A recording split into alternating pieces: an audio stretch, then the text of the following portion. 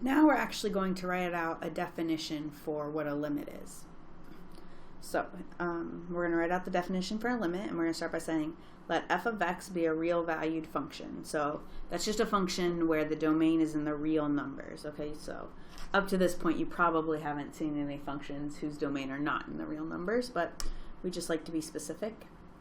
Okay, then we say the limit of f of x as x approaches a is L. So we'll write that out in symbols in just a minute. If f of x is arbitrarily close to L for all x close to A. So remember that our limit is going to be a y value. So we're saying that all the y values get really close to the limit if our x values get really close to what we're taking a limit to. So here we're saying the limit as x goes to A of f of x equals L, some limit.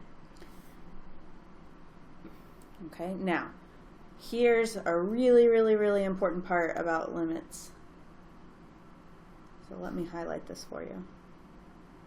For a limit to exist, the y values must go to the same number as x approaches A from above and below. Meaning, if on one side of A it's going to one number, and on the other side of A it's going to a different number, we don't have a limit. Then we would just say the limit does not exist.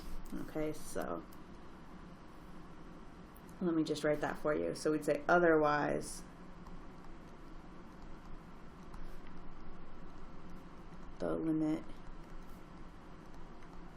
does not exist.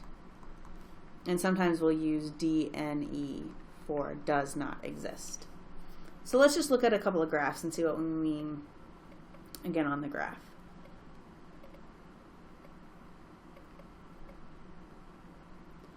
So let's look at this top graph, and so we'll just call this f of x, and we're going to look for the limit as x goes to 2 of f of x, and we're going to talk about the limit as x goes to 1 of f of x.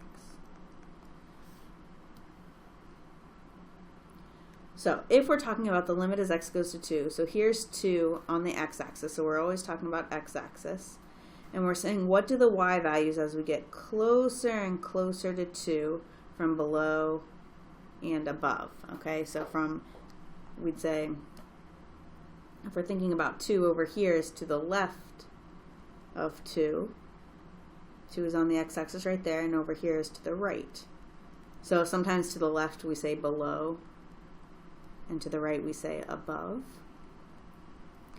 And what are the y values going to? Here we see that the y value is going to 0 and that the y value is 0. So it can be the same thing. So we would say that the limit of f of x as x goes to 2 is 0. Okay, if there's a y value there, that is the limit. Sorry, if the y value is there and there's no holes or anything. Okay, let's look at the limit as x goes to 1 of f of x. So again, I'll choose a different kind of highlighter. So here's 1 on the x-axis, and we're saying as we come from below and above, what is that y value going to?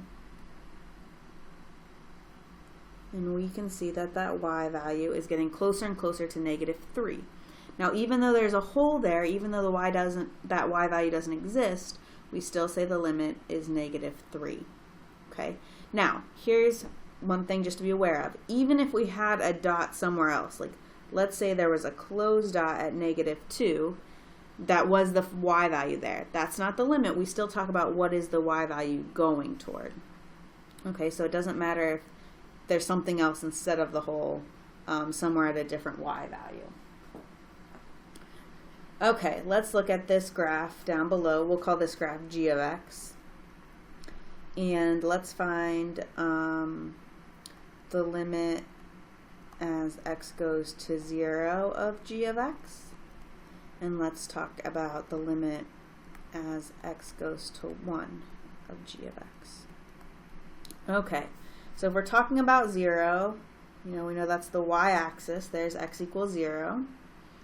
So we want to talk about what's happening to the y values as we come from below or from the left and from the right. And we see that there, if it's nice and smooth there, if there's no holes or jumps or whatever, it'll always just be the y value, which there is -1.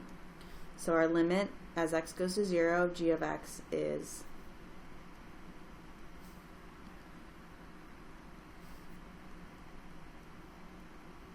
-1. Okay, now let's look at what happens as x goes to 1. So here's 1, x equals 1. Now as we come from the left, as we come from below, we see that y value is going to 0. But as we come from above, that y value is going to 1. And that really causes a problem because remember our rule from above was that for a limit to exist, the y values must go to the same number as x approaches a from above and from below. So both sides have to kind of connect, go to the same thing. So here, since that's not happening, we would say that the limit does not exist. Okay, so we'll learn lots of other ways to find limits. Kind of the big thing is that if the graph is nice and smooth there, if it doesn't have any jumps or anything like that, or asymptotes, the limit just is the y value. If you've got a hole like we did here, but it's going to the same thing from both sides, where that hole, the y value of where that hole would be the limit. And if you've got a jump like this, we call this a jump, so you've got a split in the graph, the limit there does not exist.